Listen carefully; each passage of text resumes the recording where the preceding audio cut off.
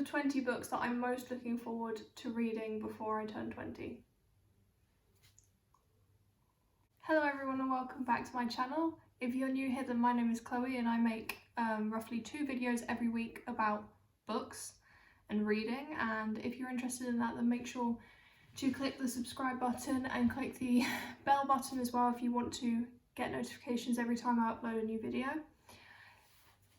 I feel like I say this in all of my videos, but today's video is inspired by one of my favourite booktubers, Meg with Books.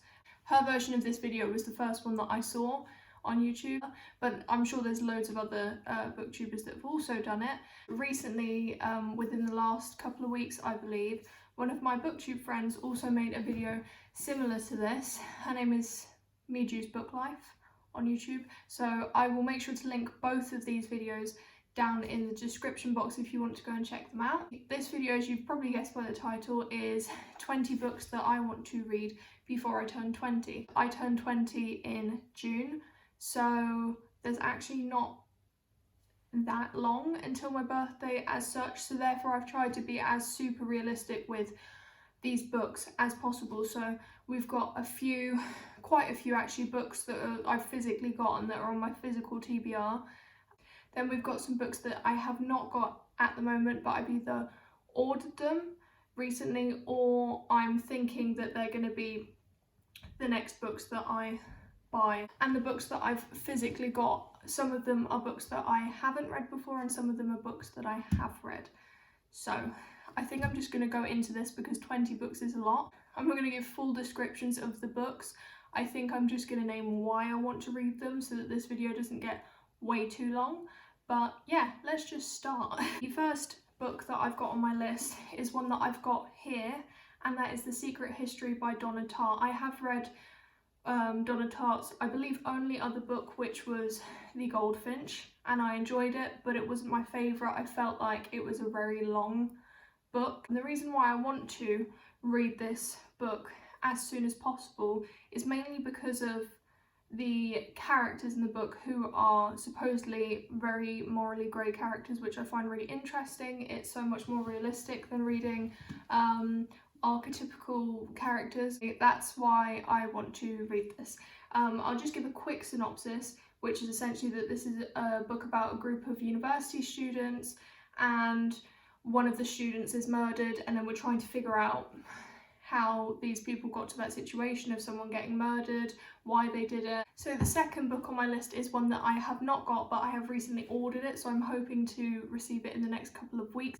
And that book is Trust Exercises by Susan Choi. The reason I wanted to mention this straight after The Secret History is that for me it seems very similar, because I believe that Trust Exercise centres around students again and something bad happens, and this time I think we're looking in the future, maybe after, and trying to figure out like who's the bad person, who's the good person. Again, complex characters, that sort of situation. I'm really looking forward to getting my hands on this. The third book on my list is another book that I have got here with me, and that is Anne of Green Gable. I haven't really got much to say aside from the fact that I read Little Women last year, I believe, or the year before, and I really enjoyed that, so I thought I would give this a go as another children's classic. Children's classics tend to be easier for me to read, so I'm hoping that this will be a good read for me. So the fourth book on my list is The Bluest Eye by Toni Morrison. I've only ever read one other book by Toni Morrison, and that was Home, which isn't one of her most talked about books, and it was definitely interesting, but it wasn't my favourite. I think I gave it a 3 or 4 stars. The reason that I've got The Bluest Eye on my list is because, one, I wanted to read more Toni Morrison. I actually watched a documentary about her last year and it made me a lot more interested in her works. Obviously she is a very prominent female author of colour, which is really interesting as someone that is looking to widen their horizons in regards to literature. I think the premise is the most interesting to me out of all the ones I've heard. The Bluest Eye, I believe, centres around a young black girl who essentially wants to look like all of the white girls that she sees, which I think is always a relevant topic, the idea of wanting to look like someone else, especially if you're in the minority or in a group that is typically looked down upon, and that's mainly why I wanted to pick it up. In the same area of trying to broaden my horizons and learn more about race, I've got a non-fiction book, which is my 5th book on this list, and that is the Clapback, and I can't remember what the subtitle is, but I believe it's something about how to deal with racist comments. Whether someone means to say these things in a racist way or not, whether their intentions are good or bad, there's still a lot of things that people say that have a lot of underlying racism to them. So it's something that I'm really looking forward to picking up at some point when I do get my hands on it, because I think it's really important. Back to a book that I actually have physically. This is the 6th book on my list, and it is Classic Tales of Horror by Edgar Allan Poe. So I have read a couple of these stories, and my aim isn't to have read the whole book by my birthday, but at least a couple of the stories. I really like the idea of Gothic literature and what it stands for, and you know what it's about. And I'm a big fan of like Tim Burton movies, for example. That's sort of the way I would describe it, is that kind of, yeah, Gothic vibes. So that's why I want to pick up more Gothic literature. Along the same lines, the 7th book on my list is The Hound of the Baskervilles and Other Stories by Arthur Conan Doyle. This is just a bind-up of 2 of Arthur Conan Doyle's Sherlock tales, and that's The Hound of the Baskervilles and The Valley of Fear. And I'm not sure which one I want to read. I've said The Hound of the Baskervilles because that's the one that sort of rings the most bells.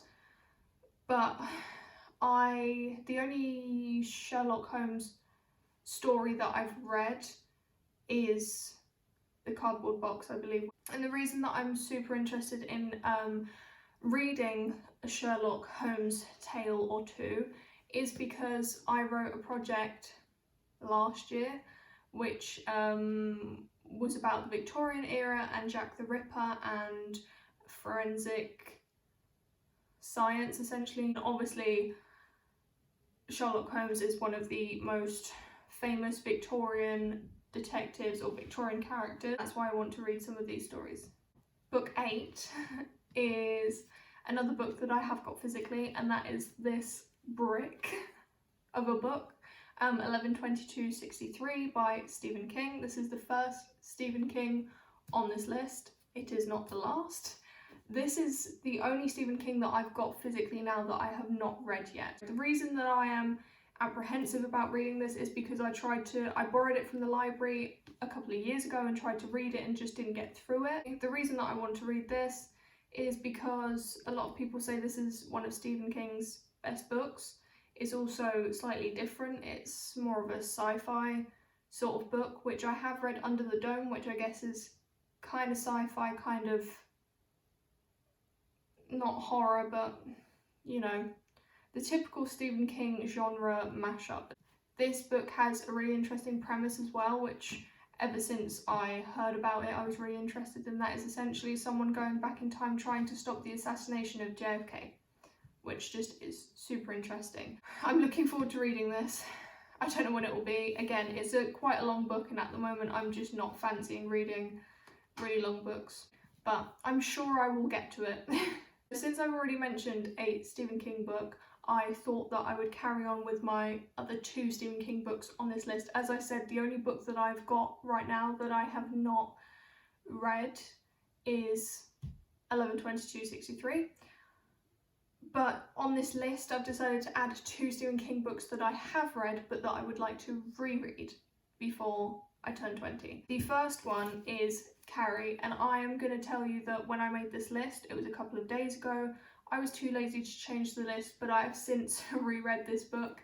If you want to hear what I thought about it, then it'll be in my February wrap-up. The first time around, I think I gave it like 4 stars or something. I think everyone knows what Carrie's about. It is just super iconic. And then the last Stephen King book on this list, the 10th book that I want to read before I turn 20, is The Shining again. I read this for the first time like 2-3 years ago. Since then, I have watched videos of people reading this for the first time, talking about The Shining a lot, and I just really wanted to get back into it and reread it. So again, I'm not going to say the synopsis because it is just so iconic, and I think almost everyone knows what The Shining is about. I just really want to get to this, especially because it was snowing the other day and it just reminded me of the whole setting of The Shining outside the hotel, in the film at least, and yeah, I just really want to get to this. Right, back to a book that I have not yet bought. Actually, I have bought it. A book that I don't have with me right now, and that is Bunny by Mona Awad, I think is how you pronounce her name. Bunny is just one of those books that as soon as I heard about it and about the concept and about how weird and creepy it is, I was like, I need to get my hands on that. Again, I'm not going to say much about this. I'm not even going to try and talk about the premise, because to be fair, I don't actually know the premise that well. It's just one of those books that I heard that it was creepy and weird and I just wanted to get it.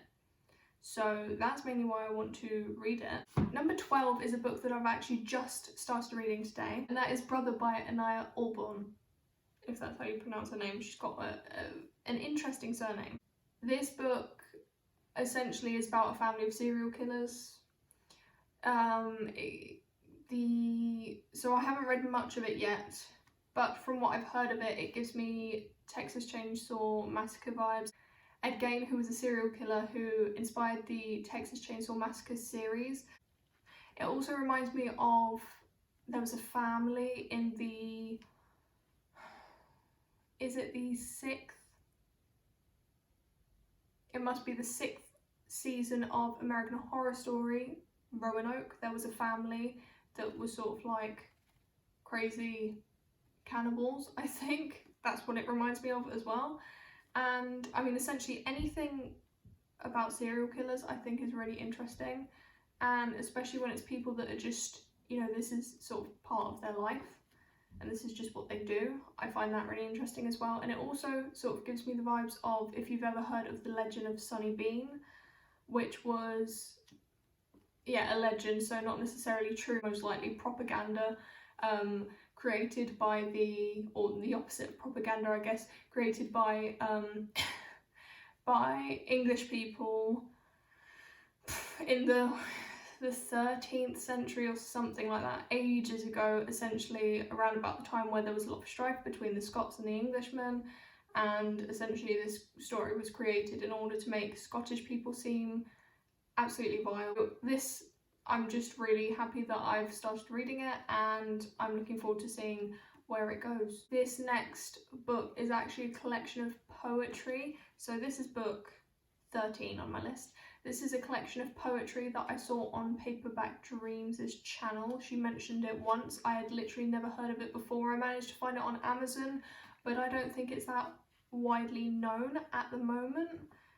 Maybe it is since I bought it, but I got this last year and I still have not read every single poem in it, and I would actually like to at least get through a chunk of it, possibly read the whole collection. This is I Am Not Your Final Girl by Holland, and this is a collection of poems which are written from the perspectives of the final girls from very famous iconic horror movies. They're not all final girls as such, but they're female characters in horror movies, which is really interesting. It sounds very feminist, it just sounds like a lot of fun. I am a big fan of horror movies, and I thought that this poetry collection could give me more inspiration as to which horror movies to watch, because there's a lot of classic horror movies out there. We've got Clarice from The Silence of the Lambs, which I have not yet watched, which is kind of sad. I believe Carrie's in here, and also Rosemary from Rosemary's Baby, which is a book that I read last year. So, very interested in this. So book 14 is actually again a non-fiction book, and this is a true crime book. And I haven't read a lot of true crime. I listen to true crime podcasts and I watch true crime documentaries and limited series In particular, I've just started watching one about Dennis Nilsen, who was a serial killer in London, a Scottish serial killer in London in the 1980s, I believe, late 1970s, early 1980s. And there is a limited series with 3 episodes starring David Tennant as Dennis Nilsen called Des, and that's on ITV. You should go and check it out, it's really good. I was thinking about which true crime books that I've heard about that I would want to read, and up at the top of the list is 100% I'll Be Gone in the Dark by Mcnamara. This is probably one of the most well-known true crime books. Essentially, Mcnamara was a woman who played such an important role in capturing a serial killer that has been known as the Golden State Killer. She was actually the one, he used to be called the Night Stalker, and then Mcnamara gave him the name the Golden State Killer. And I'm just really interested. She played such an important part in apprehending him and finding out who he was. That's why I'm super interested in reading this book. Also because I don't know a lot about the Golden State Killer case, so very interested. The 15th book is another non-fiction book, and it's also one that I've ordered and is coming soon, and that is In the Dream House by Carmen Machado. I think that's how you pronounce her name. I have her short story collection, Her Body and Other Parties, which I got just before Christmas, and it was really interesting and I really liked it. And I'm just really looking forward to reading In the Dream House. So as I said, this is a non-fiction book. This is a memoir sort of book, but it's a very, from what I've heard, it's a very experimental memoir that's essentially about a same-sex relationship where the person that is writing, obviously Carmen Machado, was abused, and I'm not quite sure if it's physically or mentally or both. You don't hear a lot about same-sex abusive relationships, so it'll be really interesting to read. And I don't read a lot of memoirs, but when they have a particular focus on something as opposed to it just being, oh, this is who I am and this is what I've learned in my life, the fact that it's got a specific purpose and a specific angle is really interesting to me, and also the fact that it's very experimental. So the next book is All Boys Aren't Blue by George M. Johnson, and this is another memoir style non-fiction book. I wanted to pick this up essentially because it's queer and because I don't read a lot of queer literature, and again I'm trying to broaden my horizons when it comes to things that I don't necessarily understand or I'm not a big part of. So this is one of the books that I've heard a lot about that I'm really interested in reading, and the cover is super pretty, and it's written by a queer author who is also black, so it would just be really interesting. Going along the same lines, this next book, the 17th book on my list, is Girl, Woman, Other by Bernardine Evaristo. Girl, Woman, Other is a collection of short stories, I believe, about, the way I've heard it described is it's short stories mostly about women, and there's a wide representation of different types of women and women of different colours, and there's also some queer stories in there. I've heard so much about it. It was one of the most highly rated books last year, I believe. The 18th book on my list is not just one book, it's actually a series that I want to reread, but I'm not putting pressure on myself and saying that I want to reread the whole series, just at least 1 or 2 books in the series. So I've already actually reread one of the books, and that is Cinder. So the series that I want to reread is the Lunar Chronicles by Marissa Meyer. These are the 4 books in the Lunar Chronicles. The reason that I want to reread this is because it's a YA series. Each book focuses on a retelling of a different fairy tale, and they sort of merge together and the characters interact. I really enjoyed it the first time round. When I read Cinder the second time round, I also really enjoyed it, so I'm thinking I'm going to really enjoy this series again. So along the same lines, book number 19 is again a series. I'm not saying that I want to read the whole series, but I want to at least read the first book, and that is Renegades by Marissa Meyer, again the same as the Lunar Chronicles, and that's mainly why I wanted to pick it up, because it's an author that I trust when it comes to YA series, and this is a trilogy. I believe it's superhero dystopian kind of trilogy, and that's really intriguing to me. I don't read a lot of books about superheroes, I don't really watch superhero films, but the concept of it was really interesting to me, and that's mainly why I want to pick it up. This is the last book on my list. This is book number 20. This is a sequel to a book that I've already read, Tales from the Cafe, which is part of the Before the Coffee Gets Cold series, I guess it is, kind of. I read Before the Coffee Gets Cold last year and I really enjoyed it, so therefore I'm looking forward to picking this up and continuing this journey in this cafe. So this essentially, all of the books in this series centre around different characters going into this cafe. There's an urban legend that if you sit at a certain table, then you can go back in time as long as you follow a certain set of rules, which we find out in the first book. And that was all of the books that I want to read before I turn 20. Well, not all of them. The 20 books I want to read before I turn 20. Wow. That took a long time. I'm not looking forward to editing this. If you enjoyed this video, then make sure you subscribe, you click the bell button to get notifications. If you're interested, then definitely go check out my Instagram account. I love people commenting on my videos and sending me DMs and commenting on my photos on Instagram, so make sure to do that.